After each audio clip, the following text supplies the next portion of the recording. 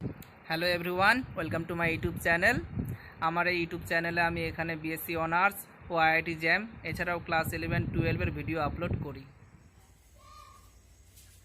Hello students, আজকে আমি তোমাদের ইলেকট্রোম্যাগনেটিজম বা তড়িৎ চুম্বকত্ব চ্যাপ্টারের হায়ার অর্ডার থিঙ্কিং স্কিল, যেটাকে বলা হচ্ছে হর্স, ছায়া প্রকাশনের মধ্যে আছে, তো সেটা করাবো আর কিছু ম্যাথ করাবো। তবেই কমপ্লিটলি আমরা শেষ করতে পারবো তড়িৎ চুম্বকত্ব চ্যাপ্টার। যদি তোমরা চাও যে থিওরি প্লাস হর্স প্লাস অনুশীলনীর অঙ্ক, তাহলে তোমরা কিন্তু কমেন্টের মধ্যে জানাবা। আর এইভাবে যদি আমি পড়াই তাহলে কিন্তু একটু আমারও পরিশ্রমটা খুব বেশি হবে। তোমাদের ক্লাস 12 এর প্রায় উইকলি আমাকে 4-5টা ভিডিও দিতে হবে, তবেই কমপ্লিট করতে পারবো। আর যদি আমার পরিশ্রম কমাতে চাও তাহলে সপ্তাহে 2টো করে ভিডিও দিলেও চলবে।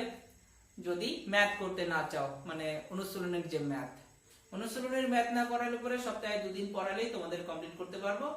আর যদি অনুশীলনের ম্যাথ করতে চাও তার সঙ্গে আবার হর্স আর থিওরি, তাহলে কিন্তু আমার একটু পরিশ্রম বেশ হয়ে যাবে, মানে সপ্তাহে 4 থেকে 5 দিন তো লাগবেই।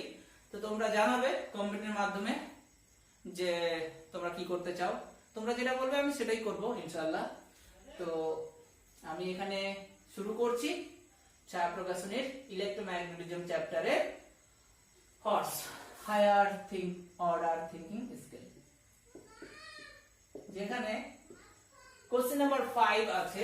আমি বই অনুযায়ী বলছি, একদম পেজ নাম্বার 357, যেখানে কোশ্চেন নাম্বার 5 এ বলা আছে একটি অ্যামিটারের পাল্লা n গুণ বাড়ানো হলে অ্যামিটারটির রোধের কি পরিবর্তন হবে। এখানে কি কোশ্চেনের মধ্যে বলা আছে, অ্যামিটার কথা আছে আর কি পাল্লা আছে। আমি তোমাদের অ্যামিটার পড়াইছি। অ্যামিটার কি, একটা গ্যালভানোমিটার যার রোধ কি বড় হাতের জি, সেটার সঙ্গে প্যারালালে কি থাকবে, একটা ক্ষুদ্র মানের রেজিস্ট্যান্স, যেটাকে বলা হয় শান্ট রেজিস্ট্যান্স। এই পুরো জিনিসটাকে আমরা কি বলবো, অ্যামিটার। এই পুরো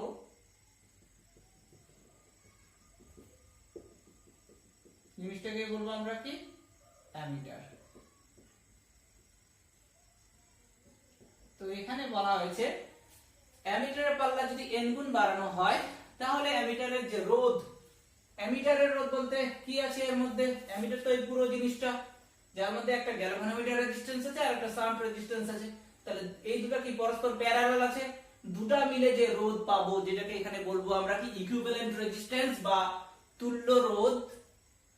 সেই তুল্য রোধ বলতে এখানে কি অ্যামিটারের রোধ দাঁড়াবে, সেটা কি হবে সেটাই এখানে কোশ্চেন করেছে। যদি পাল্লাটা n গুণ বাড়াই তাহলে অ্যামিটারের রোধ কি পরিবর্তন হবে, মানে বাড়বে না কমবে।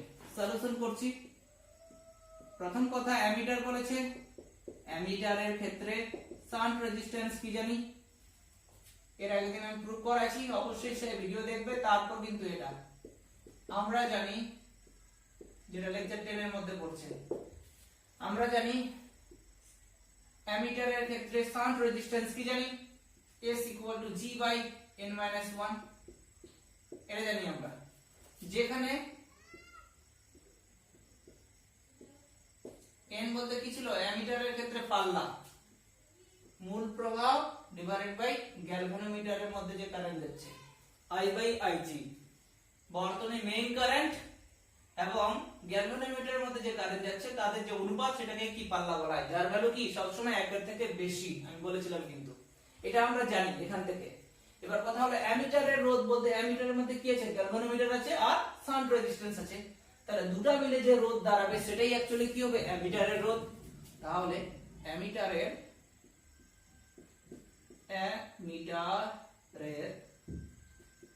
রোধ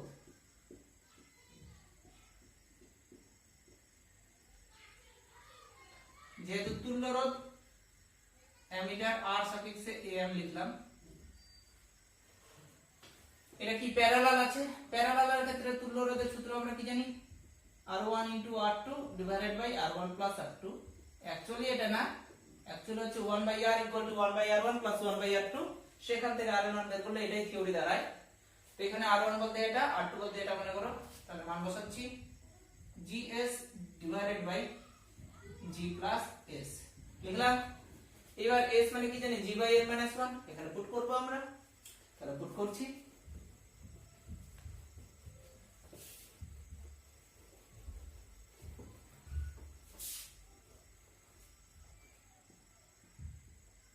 ammeter resistance equal to g into s মানে কি জানি g by n minus 1 divided by g plus g by n minus 1।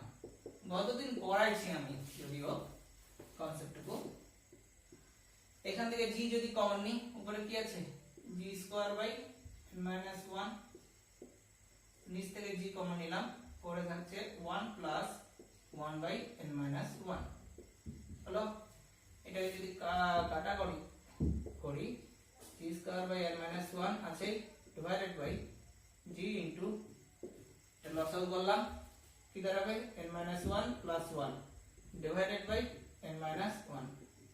হলো এবার তোমরা দেখো মাইনাস 1 প্লাস 1 কেটে গেল, তাহলে এটা যদি আমরা করি g square by n minus 1 into এখানে নিচে কি আছে g into n divided by n minus 1। পরের লাইনে অ্যাকচুয়ালি এরকম হবে g স্কয়ার বাই, আমি ডিটেইলেই করে দিচ্ছি, n minus 1 divided by g into n divided by n minus 1।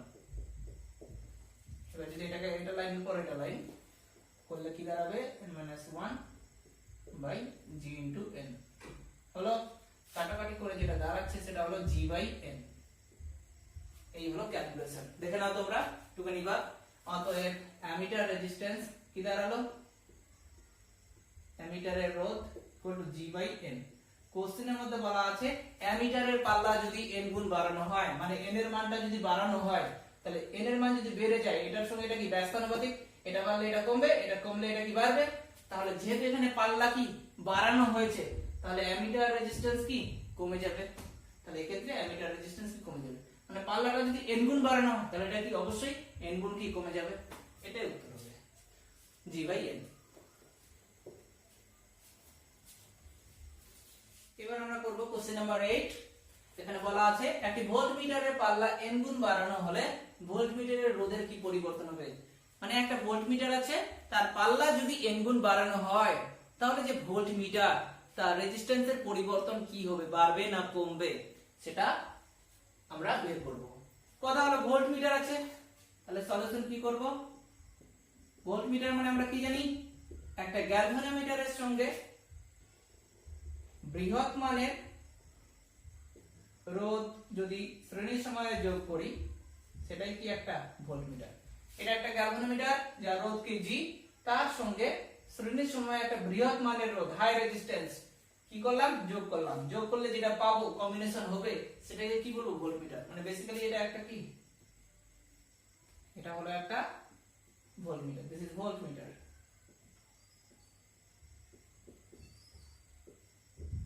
এই ভোল্টমিটারের মধ্যে আমরা তাকাচ্ছি এখন, দেখা যাচ্ছে ভোল্টমিটারের মধ্যে কি দুটো রোধ আছে, একটা গ্যালভানোমিটারের রোধ যেটা কি G, আর একটা কি হাই রেজিস্ট্যান্স যেটা কি R।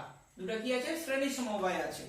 তাহলে দুটো রেজিস্ট্যান্স মিলে কি একটা রেজিস্ট্যান্স হবে, সেই একটা রেজিস্ট্যান্স কি বলবো আমরা, ইকুইভ্যালেন্ট রেজিস্ট্যান্স বা তুল্য রোধ।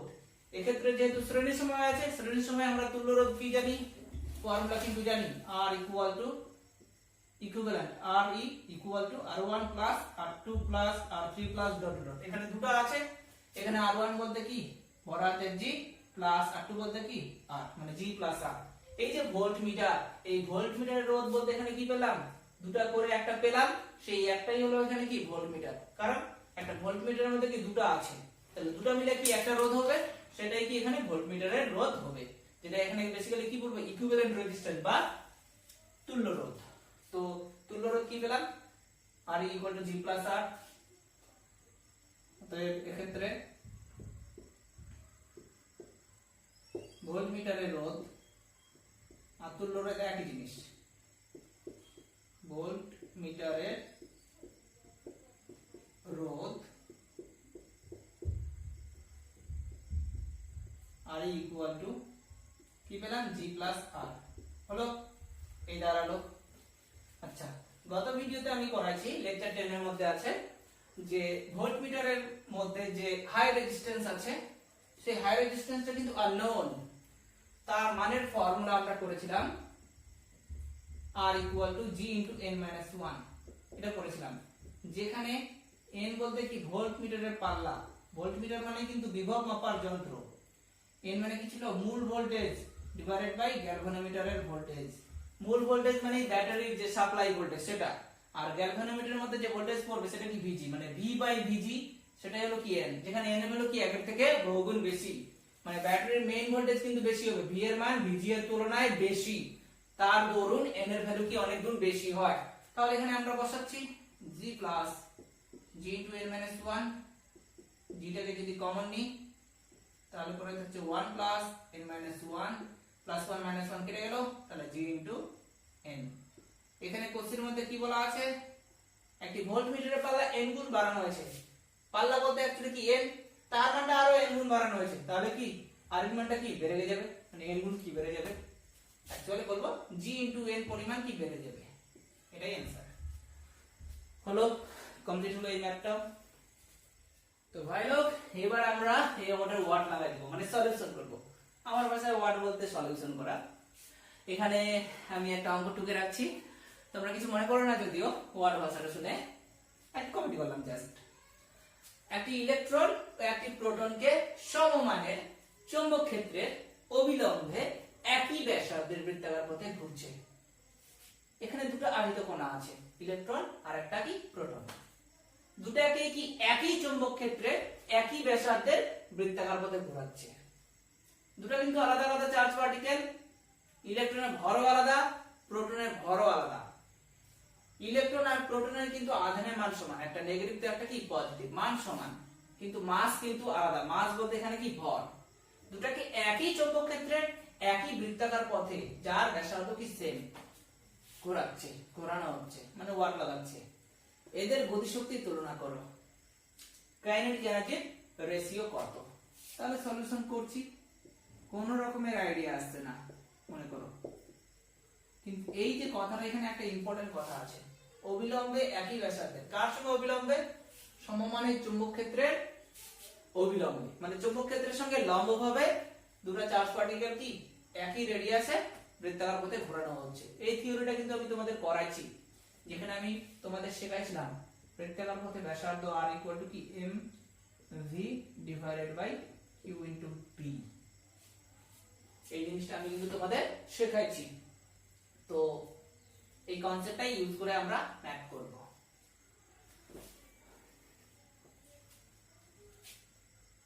আচ্ছা, তো আমরা জানি গতিশক্তি বলেছি, যেহেতু আমরা জানি গতিশক্তি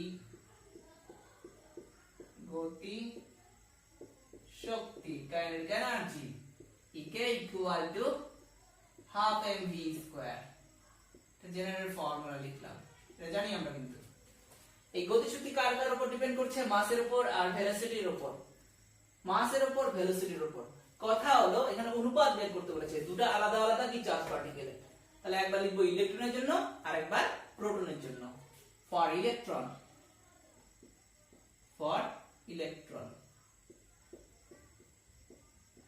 এটা জেনারেল ফর্মুলা, এটাকে দেখেই আমরা ফর্মুলা বানাবো। ইলেকট্রনের ক্ষেত্রে কাইনেটিক এনার্জি E সাফিক্সে ke হলো, ফর্মুলা কি আছে, half mv square, half m বলতে m সাফিক্সে e নাম দিলাম, ইলেকট্রনের মাস m সাফিক্সে e, কি আছে ভেলোসিটি e স্কয়ার আছে, e সাফিক্সে e তার স্কয়ার। This is equation 1। লিখছেও না, কি বলবো আর, কালির অভাব হয়ে গেছে। ফর প্রোটন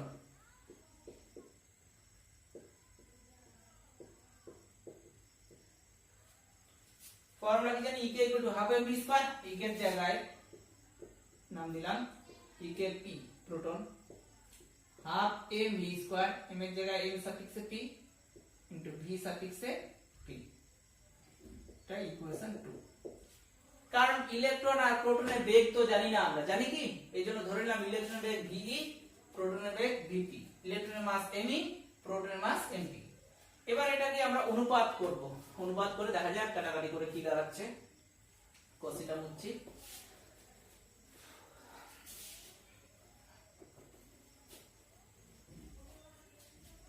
গতিশক্তির অনুপাত চেয়েছে, 1/2 করে পাই করে পাই EKE divided by EKP equal to, এটা বাই এটা হাফ কিন্তু কেটে যাচ্ছে, দাঁড়াচ্ছে ME বাই MP একসঙ্গে লিখে রাখলাম ইনটু উপরে v square by vp square, একসঙ্গে যদি লিখি তাহলে ভি বাই ভিপি তার স্কয়ার। দিস ইজ ইকুয়েশন 3 দাঁড়ালো। এইবার একটা ভিডিওতে আমি কিন্তু তোমাদের লিখে দিয়েছিলাম যে আমরা জানি প্রোটনের ভর ইলেকট্রনের ভরের তুলনায় 1840 গুণ ভারী। প্রোটনের ভর ইকুয়াল টু 1840 ইনটু ইলেকট্রনের ভর। তাহলে এই কন্ডিশনটা এখানে বসাবো, এমপি এর জায়গায় যদি 1840 ইনটু এমই বসাই, এমই কেটে যাচ্ছে, তাহলে কি ডেটা অনুযায়ী পাচ্ছি, বাট ভেলোসিটি কিন্তু আমরা জানি না। জানি কি? জানি না। তাহলে সত্যিই হচ্ছে কি ওয়াট লেগে গেল আমাদের। কি কনসেপ্ট ইউজ করব? অঙ্কের মধ্যে কিন্তু বলা আছে চৌম্বক ক্ষেত্রটাও সমান, ব্যাসার্ধটাও সমান। কার? দুটো আয়ত কণার। এইবার ব্যাসার্ধ দিয়ে কিন্তু আমরা একটা ফর্মুলা জানি, আমরা জানি ব্যাসার্ধ r ইকুয়াল টু কি জানি? mv divided by qb। এই যে ব্যাসার্ধটা কার কার উপর ডিপেন্ড? ভরের উপর, বেগের উপর, আধানের উপর আর চৌম্বক ক্ষেত্রের উপর। কিন্তু কোশ্চেনের মধ্যে কি বলা আছে? ব্যাসার্ধ সমান হবে, প্রোটনের এবং ইলেকট্রনের চৌম্বক ক্ষেত্র সমান হবে। তাহলে এখান থেকে আমরা বলতে পারি, আচ্ছা লিখলাম ফর প্রোটন একই রকম, ফর প্রোটন আর এক জায়গায় r সাফিক্স p, তারপর এই কন্ডিশনটা ইউজ করব। আর এক জায়গায় r সাফিক্স p লিখলাম, m এর জায়গায় m সাফিক্স p, p এর জায়গায় v সাফিক্স p আর q এর জায়গায় q সাফিক্স p। b টা কিন্তু একই হবে। কেন? কারণ একই চৌম্বক ক্ষেত্র বলেছে। একই রকম লিখলাম ফর ইলেকট্রন, আর এর জায়গায় r সাফিক্স e লিখলাম। তাহলে m এর জায়গায় কি লিখবো? m সাফিক্স e, v এর জায়গায় v suffix e divided by q এর জায়গায় q সাফিক্স e, আর b টা কিন্তু একই হবে। কেন? কারণ সুষম চৌম্বক ক্ষেত্র বলেছে বা একই চৌম্বক ক্ষেত্র বলেছে। তার কন্ডিশন কি দেওয়া আছে? প্রোটনের ব্যাসার্ধ আর ইলেকট্রনের ব্যাসার্ধ কি সেম, মানে কি rp ইকুয়াল টু re। তাহলে দেওয়া আছে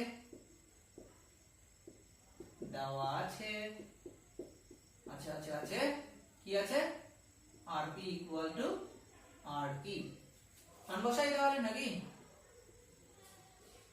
mp vp divided by qp into b equal to me ve divided by qe into b।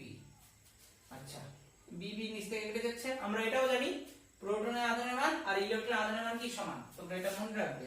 এটা লিখাইছি কিন্তু আমি qe equal to qp, দুটো কি সমান। তাহলে qp এর জায়গায় যদি qe বসাই পরের লাইনে, তোমরা লিখে নিবা বাদে, তাহলে এই পার্টটা কি কেটে যাচ্ছে নিচ থেকে, তাহলে এটা লিখলাম না পরের লাইনে। তাহলে এটা এখান থেকে তোমরা দেখে নাও v বাই vp ইকুয়াল টু কি দাঁড়ালো? mp বাই me। এইবার আমরা কি জানি? mp মানে কি? 1840 ইনটু me, আর নিচে me আছে, me কেটে গেল। তাহলে ইলেকট্রনের বেগ আর প্রোটনের বেগের অনুপাতটা আমরা বের করলাম কত? 1840। এখন ইকুয়েশন 3 এ বসাবো। অতএব 3 নং সমীকরণ থেকে পাই, আচ্ছা me বাই mp মানে কি জানি? 1840 ইনটু me, এটা বসালাম ইনটু এর ভ্যালু কত বের করলাম? 1840। তার কি করব? আমরা স্কয়ার করব। এটা কাটাকাটি যদি করি তাহলে কি দাঁড়াবে? 1840 তার স্কয়ার ডিভাইডেড বাই 1840 করে কি দাঁড়ালো? 1840। এটাই হলো অনুপাত। 1840:1 লিখতে পারি, হয়ে গেল। এবার আরো একটা খুব সুন্দর ম্যাথ করব। হর্সের 22 নম্বর কোশ্চেন আমি করে শোনাচ্ছি তোমাদের। একটি পরিবাহী বৃত্তাকার কুণ্ডলীর মধ্য দিয়ে প্রবাহ যদি দ্বিগুণ ও ব্যাসার্ধ অর্ধেক করে দেওয়া হয় তবে কুণ্ডলীর কেন্দ্রে চৌম্বক ক্ষেত্রের মান কিভাবে পরিবর্তিত হবে। আরেকবার বলছি, মানে একটা বৃত্তাকার পরিবাহী কুণ্ডলী মানে তোমরা বুঝে নিবা বৃত্তাকার বা সার্কুলার। একটা বৃত্তাকার পরিবাহী কুণ্ডলী আছে, তার ব্যাসার্ধটা যদি অর্ধেক করে দেওয়া হয় আগেরটা থেকে, আর প্রবাহ বা কারেন্টটা যদি আগেরটা থেকে দ্বিগুণ করে দেওয়া হয়। সাপোজ একটা বৃত্ত আছে যার ব্যাসার্ধ কি R1, কারেন্ট হচ্ছে I1, ইনিশিয়াল কন্ডিশন। ফাইনাল কন্ডিশনে কি বলা হয়েছে, প্রবাহটা আগে থেকে দ্বিগুণ। ফাইনাল প্রবাহ মনে করো I2, ফাইনাল ব্যাসার্ধ মনে করো R2। তাহলে কন্ডিশন কি দেওয়া আছে, IT = 2 × I1, মানে ফাইনাল যে কারেন্টটা সেটা আগের থেকে কি দ্বিগুণ, I2 = 2 I1, আর ফাইনাল যে ব্যাসার্ধ R2 সেটা কি আগেরটা থেকে অর্ধেক, মানে R2 = কি R1/2। এই কন্ডিশনটা দেওয়া আছে। তাহলে ইনিশিয়াল কন্ডিশনের চৌম্বক ক্ষেত্র যদি B1 হয় এবং ফাইনাল কন্ডিশনের ক্ষেত্রে যদি চৌম্বক ক্ষেত্র B2 হয়, তাহলে তার অনুপাত কি হবে, অনুপাত পরিবর্তিত মানে এখানে অনুপাতই বের করব। তাহলে দেখা যাক কি হচ্ছে, নাকি করি সলিউশন। ধরে নিলাম এটা একটা বৃত্ত যার ব্যাসার্ধ কি R1, কারেন্ট যাচ্ছে I1, এটা ইনিশিয়াল কন্ডিশন। এর জন্য যে চৌম্বক ক্ষেত্র সেটা কি B1। এটা হচ্ছে কি দ্বিতীয় কন্ডিশন, যার ব্যাসার্ধ কি R2, কারেন্ট কি I2, এর জন্য যে চৌম্বক ক্ষেত্র সেটা কি B2। এটা final condition, final initial.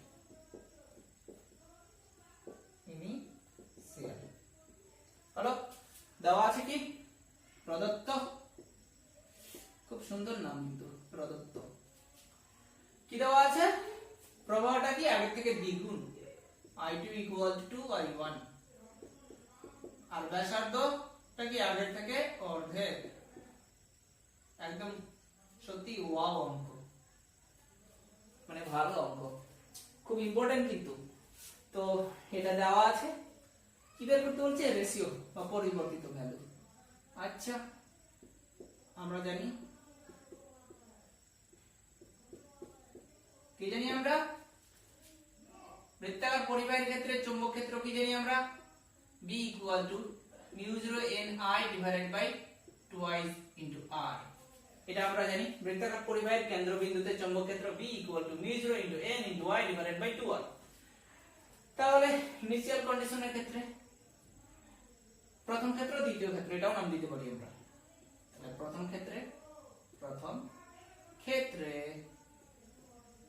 B এর জায়গায় কি লিখব, B1, μ0 কনস্ট্যান্ট থাকবে কারণ মাধ্যমে একটাই কয়েল, যেহেতু পাক সংখ্যা 1। প্রথম ক্ষেত্রে কারেন্ট কি I1, আর প্রথম ক্ষেত্রে ব্যাসার্ধ কি R1। এটা দ্বিতীয় ক্ষেত্রে দেখে নিবা কিন্তু ভালো করে, হাতে লাগা খুব খারাপ। B এর জায়গায় কি লিখব, B2, মাধ্যমটা 1, তাহলে μ0 1, কয়েল একটাই যেহেতু পাক সংখ্যা একই থাকবে। এই জায়গায় কি রিপ্লেস করব, I2 2 আর এই জায়গায় কি রিপ্লেস করব, R2। বাস এবার মানলাম ইকুয়েশন 1, ইকুয়েশন 2। এবার কি করব, ভাগ করব, করলেই একদম অঙ্ক হয়ে যাবে। তাহলে 1/2, 1/2 করে পাই,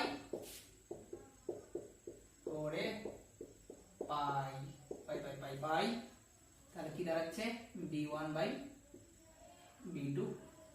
একটু মজা করতে করতে অঙ্ক করতে হয়, তবে কিন্তু এনার্জি বাড়বে। তো তোমরা ওই টোটকা নিয়মটা মনে রাখবে। যদি কাটাকাটি করি এটা বাই এটা, তাহলে কি দাঁড়াচ্ছে, μ0 কেটে যাচ্ছে উপর থেকে, যেটা দাঁড়াবে আমি একবারে লিখছি I1/I2 ইনটু এটা বাই এটা, তো R2/R1 দাঁড়ালো। মান বসাবো, I2 মানে কি জানি 2I1, R2 মানে কি R1/2, তাহলে কাটাকাটি করে কি দাঁড়াচ্ছে 1/4। অতএব এখান থেকে আমরা কি লিখব, B1/B2 = 1/4। তাহলে B2 = কি 4B1, মানে দ্বিতীয় ক্ষেত্রে বা অন্তিম ক্ষেত্রে যে চৌম্বক ক্ষেত্রটা সেটা প্রাথমিক ক্ষেত্রের কি 4 গুণ, এটাই পরিবর্তিত ভ্যালু। এখানে আমি একটা হাবিজাবি টাইপের ম্যাথ তুলে রাখছি, সত্যি হাবিজাবি। বি মানে সুষম চৌম্বক ক্ষেত্রের সঙ্গে লম্বভাবে অবস্থিত একটি আয়তাকার কুণ্ডলীর মধ্য দিয়ে প্রবাহ আই হলে কুণ্ডলীর উপর প্রযুক্ত টর্ক নির্ণয় করো। মনে করো এটা বোর্ডটা একটা কি আয়তক্ষেত্র, অবশ্যই আয়তক্ষেত্র। এটা কি পুরো একটা কি কয়েল বা কুণ্ডলী। তো এই যে কয়েল বা কুণ্ডলী, এটাকে যে আমরা রিপ্লেস করব, অ্যাকচুয়ালি রিপ্লেস না, প্লেসড করব। তো এটাকে যখন আমরা বসাবো চৌম্বক ক্ষেত্রের মধ্যে, সেটা কি চৌম্বক ক্ষেত্রের সঙ্গে লম্ব হবে। মানে এটা হচ্ছে কি আয়তক্ষেত্র, এটা যদি x অক্ষ হয়, এটা কি y অক্ষ, তাহলে এর লম্ব কি z হবে, এটা কি এই z অক্ষ বরাবর, মানে ক্যামেরা বরাবর। এটা হচ্ছে কি চৌম্বক ক্ষেত্রের অভিমুখ। বলা আছে b মানে সুষম চৌম্বক ক্ষেত্রের সঙ্গে লম্বভাবে অবস্থিত একটি আয়তাকার কুণ্ডলী।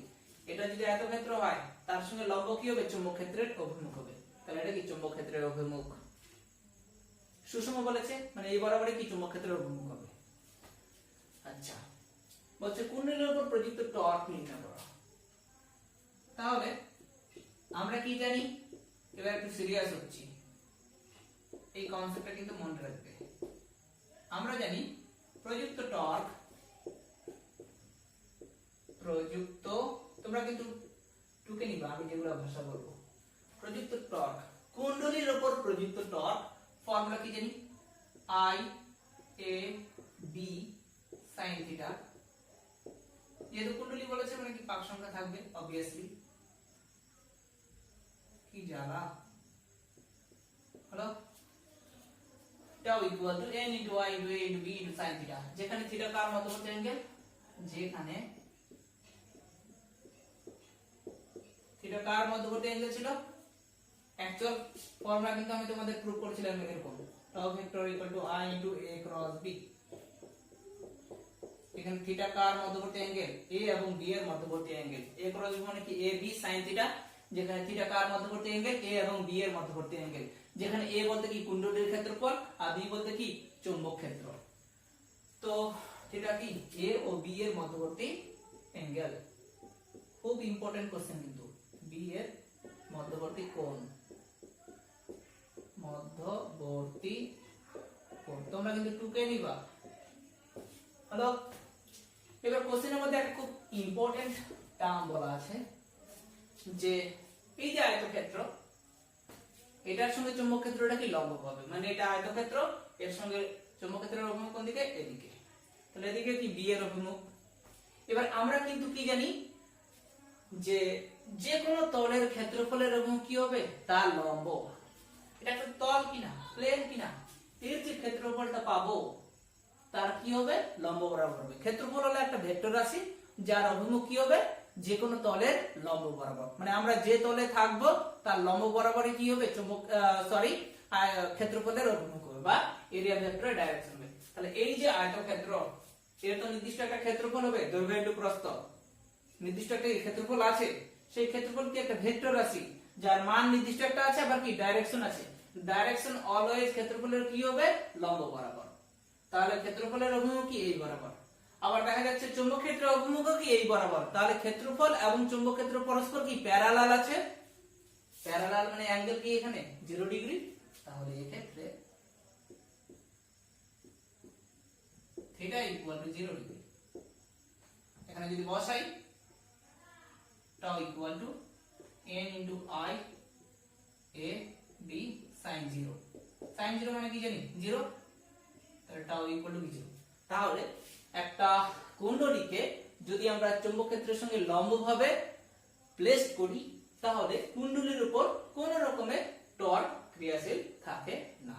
খুব ইম্পর্টেন্ট কোশ্চেন, তোমরা কিন্তু মনোযোগ দিয়ে সব কোশ্চেনগুলো, সব ম্যাথগুলো টুকে রাখবা যেভাবে আমি তোমাদের শেখাচ্ছি। এখানে আমরা আরো একটা খুব সুন্দর ম্যাথ করব, হর্সের 33 নম্বর কোশ্চেন। কোশ্চেনটা আমি পড়ে শোনাচ্ছি তোমাদের। নিউক্লিয়াসের চারদিকে একটা ইলেকট্রনের যার আধান কি E, আধানের মান E দেওয়া আছে, বৃত্তাকার কক্ষপথের ব্যাসার্ধ r। এই আবর্তনের দরুন নিউক্লিয়াসের অবস্থানে উৎপন্ন চৌম্বক ক্ষেত্র B, ইলেকট্রনের কৌণিক বেগ কত। কৌণিক বেগের সিম্বল ক্লাস 11 এ শেখাইছি তোমাদের, এর সিম্বল কি ওমেগা। তো এই ওমেগার মান কত। কিভাবে ম্যাথটা করব? প্রথম কথা যে একটা অ্যাটমের সেন্টারে কে থাকে? নিউক্লিয়াস থাকে, যার আধান কি? পজিটিভ। নিউক্লিয়াসকে কেন্দ্র করে বিভিন্ন কক্ষপথে কি ইলেকট্রনটা কি করে? রিভলভ করে। এখানে পার্টিকুলার একটা কক্ষপথ দেওয়া হয়েছে যার রেডিয়াস কত? r। নিউক্লিয়াসকে কেন্দ্র করে r ব্যাসার্ধ সম্পন্ন বৃত্তাকার কক্ষপথে একটা ইলেকট্রন কি রিভলভ করছে, রাউন্ড করছে। নিউক্লিয়াসকে কেন্দ্র করে রাউন্ড করছে। তো তার দরুন এখানে চৌম্বক ক্ষেত্র কি? B। তো প্রথম কথা এটা কি দেখছি? আমরা একটা বৃত্ত দেখছি, r ব্যাসার্ধ সম্পন্ন কি বৃত্ত দেখছি। নিউক্লিয়াসের চৌম্বক ক্ষেত্র কত দেওয়া আছে? B দেওয়া আছে। নিউক্লিয়াস কি এখানে একটা বৃত্তের কি সেন্টার। বৃত্তের সেন্টারের চৌম্বক ক্ষেত্র কি জানি আমরা? কনসেপ্টে দেখো ভালো করে। আমরা জানি, লিখে রাখবা কিন্তু আমার ভাষাটা। আমরা জানি বৃত্তাকার পরিবাহীর কেন্দ্রবিন্দুতে চৌম্বক ক্ষেত্র। কেন্দ্রবিন্দু কেন বললাম? কারণ নিউক্লিয়াসের চৌম্বক ক্ষেত্র বলেছে। নিউক্লিয়াস বলতে একটা কি অ্যাটমের সেন্টার বোঝাচ্ছে। এখানে অ্যাটম কি একটা, এটা একটা কি সার্কুলার পাথ হচ্ছে বা সার্কুলার কয়েল টাইপের হচ্ছে। এই জন্য আমরা বৃত্তাকার পরিবাহীর কক্ষপথ বৃত্তাকার পরিবাহীর সেন্টার বা কেন্দ্রবিন্দুতে যে চৌম্বক ক্ষেত্র জানি সেটাই কনসেপ্ট এখানে ইউজ করব। B ইকুয়াল টু কি জানি? μ0 ইনটু I। পাক সংখ্যা যেহেতু বলা নেই অঙ্কের মধ্যে, তাহলে μ0 I divided by 2 into r। এটা আমরা জানি সম্পূর্ণ বৃত্তাকার পরিবাহীর জন্য সেন্টার বা কেন্দ্রবিন্দুতে চৌম্বক ক্ষেত্র B equal to μ0 into I divided by 2r। আচ্ছা, ইকুয়েশন 1 নাম দিলাম। কথা হলো এই যে I, অঙ্কের মধ্যে কোথাও I কিন্তু দেওয়া নেই, B আছে r আছে, মানে অ্যানসারটা কি BR আর ছোট হাতের E দিয়ে থাকবে ওমেগার মানটা। তাহলে I কি আননোন, I কি বের করতে হবে। এখানে তোমরা ভালো করে দেখো, যখন কোনো একটা ইলেকট্রন গতিশীল থাকবে, মাথায় রাখবে এই যে গতিশীল আছে, ইলেকট্রন যেদিকে গতিশীল থাকবে তার বিপরীত দিকে কি কারেন্ট প্রবাহ হবে। ইলেকট্রন যদি এদিকে যায় তাহলে কারেন্ট কি তার বিপরীত দিকে, মানে কারেন্ট কি প্রবাহ হচ্ছে বা একটা চার্জ পার্টিকেল কি গতিশীল থাকছে, মানে এরকম ঘুরছে।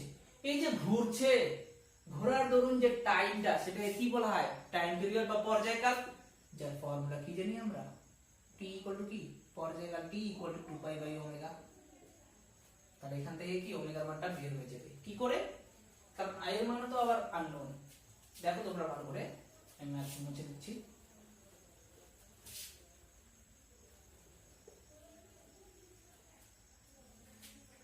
এই ফর্মুলাটা তোমরা জানো, q ইকুয়াল টু কি ID। এখানে q বলতে কি আধান, আধানের মান কি দেওয়া আছে? ছোট হাতের e। আর ছোট হাতের I এর জায়গায় এখানে বড় হাতের I লিখলাম, আর ছোট হাতের t এর জায়গায় কি বড় হাতের t লিখলাম। কেন? কারণ ঘুরছে। তাহলে এই যে ঘুরছে, যখন কোনো বস্তু ঘুরবে তখন টাইম বলতে কি পর্যায়কাল বা টাইম পিরিয়ড পর্যায়। এই জন্য ছোট হাতের t এর জায়গায় বড় হাতের t লিখলাম। আর কারেন্ট এখানে আমরা ধরে নিয়েছি কি I। তাহলে এখান থেকে দেখো তোমরা t এর মানটা কিন্তু বের হয়ে যাচ্ছে। t মানে কি E বাই I। এই মানটা এই কোশ্চেনে বসাচ্ছি, E by I equal to কি দাঁড়ালো? 2 পাই বাই ওমেগা। এখান থেকে দেখো I এর মানটা কিন্তু বের হয়ে যাচ্ছে। I ইকুয়াল টু কি দাঁড়াচ্ছে? E ওমেগা ডিভাইডেড বাই 2 পাই। এখানে যদি I এর মানটা আমরা 1 নং সমীকরণে বসাই তাহলে কিন্তু ওমেগার মানটা আমরা পেয়ে যাব। অতএব 1 নং সমীকরণ থেকে পাই, 1 নং সমীকরণ থেকে পাই B equal to μ0 divided by 2r into I এর মান কি E ওমেগা divided by 2 পাই। তাহলে এখান থেকে কি দাঁড়ালো? μ0 E omega divided by 4 pi r B equal to হলো। এই অঙ্কের মধ্যে যদি ওমেগা দেওয়া থাকতো এবং যদি বলতো যে চৌম্বক ক্ষেত্রের মান কত, তাহলে এটাই অ্যানসার হতো। কিন্তু এখানে ওমেগা বের করতে বলেছে, অতএব omega equal to 4 pi r into b divided by μ0 into e हो गया। তো ভালো করে মনোযোগ দিয়ে অঙ্কটা দেখবে, না বুঝতে পারলে ফোন করবে বা কমেন্ট করবে।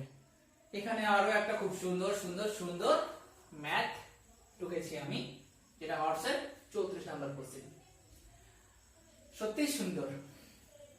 একটি ইলেকট্রনকে যার ভর m আধান e v বিভব প্রভেদের মধ্যে ত্বরান্বিত করে, ত্বরান্বিত মানে ওর মধ্যে ফেলা হলো গতিশীল আছে, অ্যাসেলারেট আছে।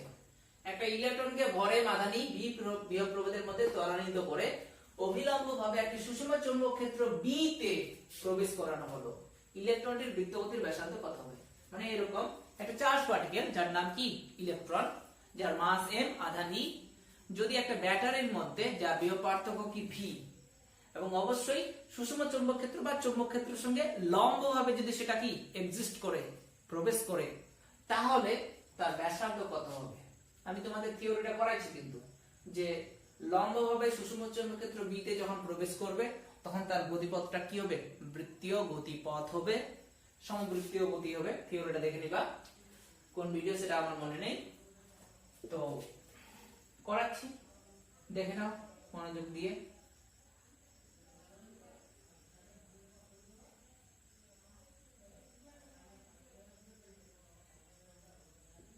m ভর সম্পন্ন ও e আধান সম্পন্ন একটা চার্জ পার্টিকেল লাইক ইলেকট্রন আর ব্যাসার্ধ বৃত্তপথে ঘুরছে ও বিন্দুকে কেন্দ্র করে। সেটা অবশ্যই কি সুষম চৌম্বক ক্ষেত্রের সঙ্গে লম্ব হবে, মানে চৌম্বক ক্ষেত্রের অভিমুখী এই বরাবর লম্ব। কারণ একটা বৃত্ত মানে কি একটা সমতল, সমতল মানেই মনে রাখবে xy তল। তো এটা একটা কি তল, এর লম্ব কি অবভিয়াসলি কি হবে? এই বরাবর হবে, মানে z অক্ষ বরাবর হবে। মানে এটা কি সুষম চৌম্বক ক্ষেত্রের অভিমুখ, এই বরাবর চৌম্বক ক্ষেত্রের অভিমুখ, মানে চৌম্বক ক্ষেত্রের সঙ্গে লম্বভাবে সেটা কি চার্জ পার্টিকেলটা প্রবেশ করছে। তাহলে এর ব্যাসার্ধ কত হবে? ব্যাসার্ধের ফর্মুলা তোমরা জানো, আমরা জানি। ফিজিক্সটাকে ভয় পাবে না, যখন আমরা ফিজিক্সের অঙ্ক করব একটু মজা নিয়ে অঙ্ক করব, তবে কিন্তু এনার্জি পাবে। মজা না নিলে কিন্তু কখনোই কিছুই হবে না। আর কিন্তু অঙ্কটাই হচ্ছে আমাদের উপর হাবি হয়ে যাবে, আর যখনই অঙ্কটা হাবি হয়ে যাবে তখন ফিজিক্স গায়েও গায়েও গায়েও হয়ে যাবে। কিন্তু আমরা জানি বৃত্তপথের ব্যাসার্ধ r ইকুয়াল টু কি জানি? mv ডিভাইডেড বাই qv, এটা জানি আমরা, এটা আমরা বের করব। এবার তোমরা দেখো অঙ্কের মধ্যে কি ডেটা আছে, m আছে, e আছে, v আছে। v বলতে কিন্তু বিভব প্রভেদ, আর কি b আছে, তাহলে অ্যানসারের মধ্যে কি এগুলাই কি থাকবে? কিন্তু ছোট হাতের v বলতে কি গতিবেগ, সেটা কিন্তু থাকবে না, সেটা তো আননোন, তারই মান বের করতে হবে। আচ্ছা q বলতে এখানে ছোট হাতের v লিখে রাখলাম, this is equation 1। আচ্ছা তোমরা এই থিওরিটা কিন্তু মনে রাখবে, সেটা কি আমরা জানি, আমি কিন্তু তোমাদের শেখাইছি। আমরা জানি গতিশক্তি ইকুয়াল টু কি জানি? আধান ইনটু বিভব পার্থক্য। এই থিওরিটা কিন্তু আমি করাইছি তোমাদের। গতিশক্তি ইকুয়াল টু কি? আধান ইনটু বিভব পার্থক্য। এখানে আধান বলতে কি ছোট হাতের ই, আর v0 বলতে বিভব পার্থক্য, যার মান এখানে কি দেওয়া আছে? বড় হাতের v। আচ্ছা এই কে বলতে কি কাইনেটিক এনার্জি, যেটা কি জানি আমরা? হাফ m ছোট হাতের v স্কয়ার। তাহলে দেখে নাও তোমরা, এখান থেকে ছোট হাতের v এর মান কিন্তু আমরা পেয়ে গেলাম, root over of actually 2 into e into v divided by m square যদি এদিকে চলে যায় তাহলে কি রুট হয়ে যাবে, তাহলে 2 e v divided by m হলো। এখন এই মানটা আমরা এই ইকুয়েশনে বসাবো। অতএব from equation 1 we have, equation 1 থেকে আমরা পাই m by ev into 2 e v divided by m all to power half. Root মানে তো হাফ। যদি তোমরা মনে করো যে না এই m টাকে ভিতরে ঢুকাবো, তাহলে m টা যদি রুটের ভিতরে ঢুকে তাহলে কি m স্কয়ার হয়ে যাবে, তাহলে কি দাঁড়াচ্ছে? আর এইটা যদি ভিতরে ঢুকে তাহলে কি e স্কয়ার হয়ে যাবে, তাহলে 1 by v into 2m square e v divided by m into e square all to power half. কাটাকাটি যদি করো তাহলে কি দাঁড়াবে?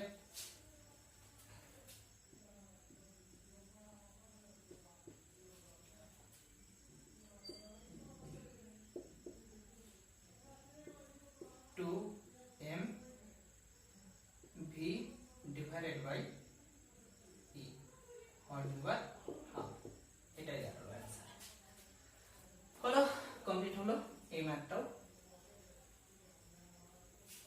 আর তোমরা কিন্তু অবশ্যই কমেন্ট করে জানাবে। আমি প্রথম অঙ্কটা যখন শুরু করেছি তখন কিন্তু আমি বলেছি যে যদি অনুশীলনী অঙ্ক করতে চাও তাহলে কমেন্ট করে জানাবে। কমেন্ট কিন্তু আমরা 15 থেকে 20টা চাই, তবে কিন্তু আমি বুঝবো যে না তোমরা করতে চাচ্ছ, তবে কিন্তু আমি করাবো। আর যদি 2 থেকে 3টা বা 5টা এরকম করো তাহলে কিন্তু আমি কেন করবো পরিশ্রম এত তোমাদের জন্য। তোমরা কমেন্ট করবে এবং লাইক জানাবে, তাহলে আমি বুঝতে পারবো যে না সত্যিই তোমরা করতে চাচ্ছ। কারণ তোমাদের জন্যই কিন্তু আমি ভিডিও বানাচ্ছি। ইউটিউব থেকে কিন্তু অ্যাকচুয়ালি কামাই কি কোনো রকমই কামাই হয় না। তো ভালো করে দেখে নাও অঙ্কটা।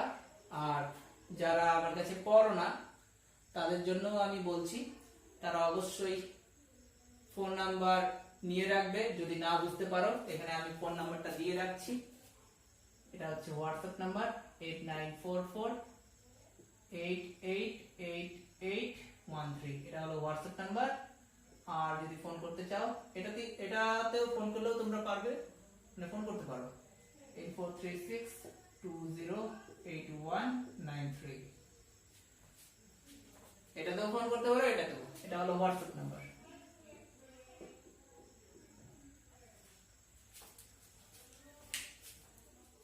তো গাইস এবার আমি পড়াবো না, তোমাদের হচ্ছে বলবো। সেটা হলো তোমরা কি কি পড়বা। এছাড়াও পড়বা 357 পেজ ছায়া প্রকাশনী যেটা বুক আছে, পেজ নাম্বার 357, 4 নাম্বার, 7 নাম্বার, 12, 13, 16, 17 এগুলো কিন্তু খুব ইম্পর্টেন্ট। এছাড়াও 23, 25 হচ্ছে ভিভিআই ইনফিনিটি, 26 হলো ভিভিআই ইনফিনিটি, 27 ভিভিআই ইনফিনিটি, 29, 30 আমি আগেও করাইছি, 29, 30, 32 তাও বলছি 29, 30, 32 কিন্তু এই চ্যাপ্টারের সবথেকে হিসাবে ইম্পর্টেন্ট অঙ্ক, মানে ভিভিআই 10টা ইনফিনিটি মনে করো। তারপর 35 নাম্বার করবে, এছাড়াও করবে 38 নাম্বার। আচ্ছা এই হলো হর্স। এবার আমি তোমাদের 364 পেজ যে এনসিইআরটি আছে সেখানে যাচ্ছি। ম্যাথ নাম্বার 1, তারপর 3, 6 এগুলো তোমরা অবশ্যই করবে 10, তবে কিন্তু ভালো করে বুঝতে পারবে। 14। এছাড়াও এবার আমরা যাব WBCHSC। WBCHSC এর আন্ডারে যত কোশ্চেন আছে সব পড়তে হবে, বাধ্যতামূলক, পড়তেই লাগবে কিন্তু, না হলে কিন্তু একদম সব গায়েব হয়ে যাবে। পেজ নাম্বার 386 WBCHSC এর আন্ডারে 1 থেকে একদম যে 25টা কোশ্চেন আছে এগুলো হলো বিগত বছরের প্রশ্নপত্র এবং অ্যানসার করা আছে। অবশ্যই তোমরা কিন্তু মনোযোগ দিয়ে এখানে যত আছে সব করবে। না বুঝতে পারলে আমাকে তোমরা অবশ্যই বলবে, কিন্তু করতেই হবে বাধ্যতামূলক।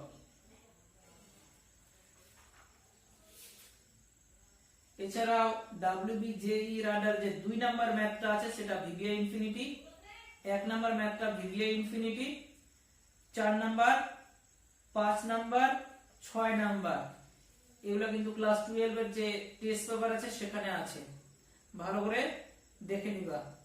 এছাড়াও 9 নাম্বার, 15 নাম্বার, যদি পারো 15 নাম্বারটা তবেই করবে। 12 নাম্বারটা স্টার মার্ক করতে হবে বাধ্যতামূলক। হলো এটা। পেজ নাম্বার 393 যে 6 নাম্বার ম্যাথটা আছে সেটা বাধ্যতামূলক, করতেই লাগবে। হলো।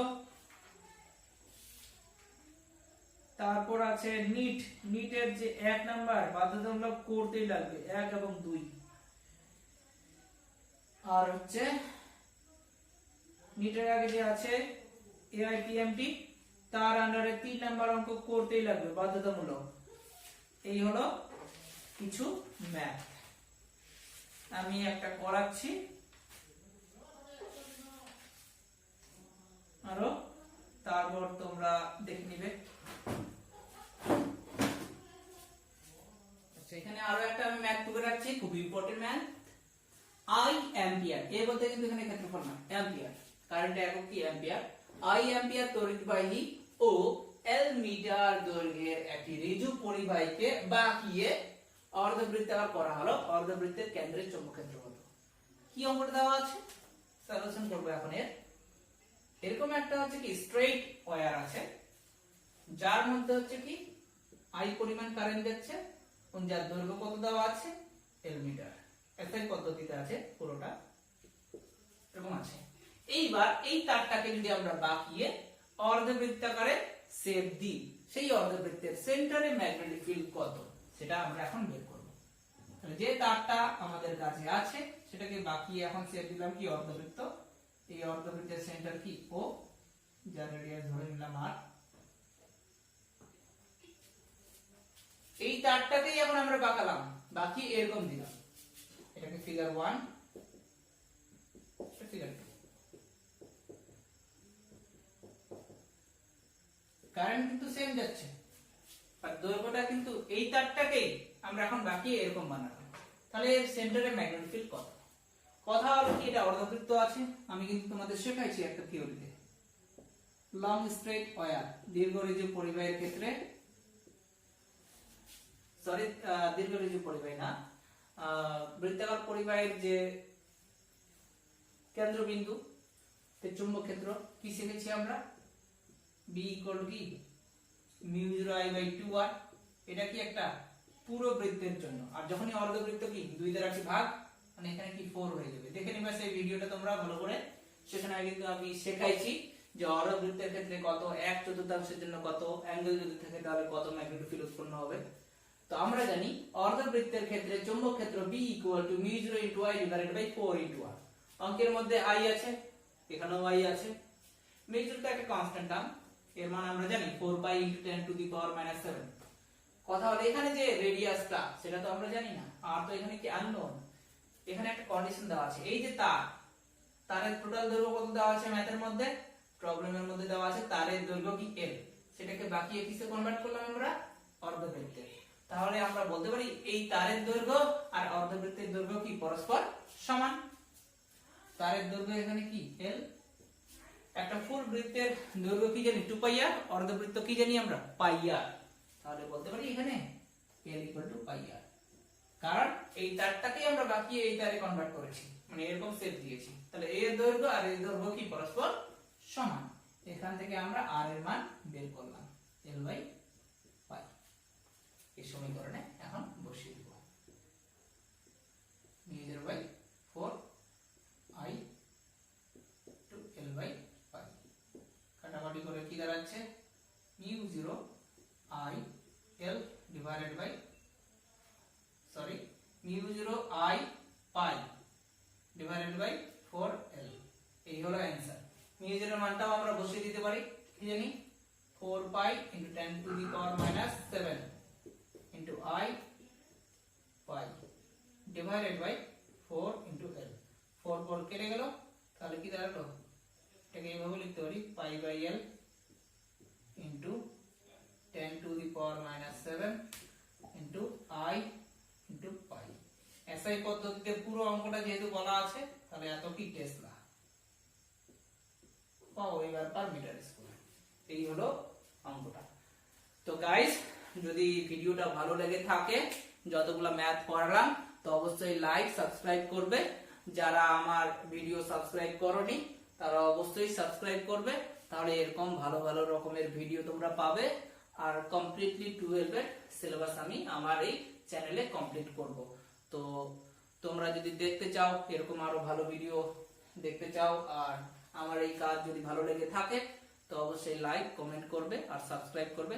শেয়ার করলে পরে আমার চ্যানেলের সাবস্ক্রাইব বাড়বে, তো তোমরা অবশ্যই কাইন্ডলি সাবস্ক্রাইব করে শেয়ার করবে। তো আজকে এই পর্যন্তই, বাই।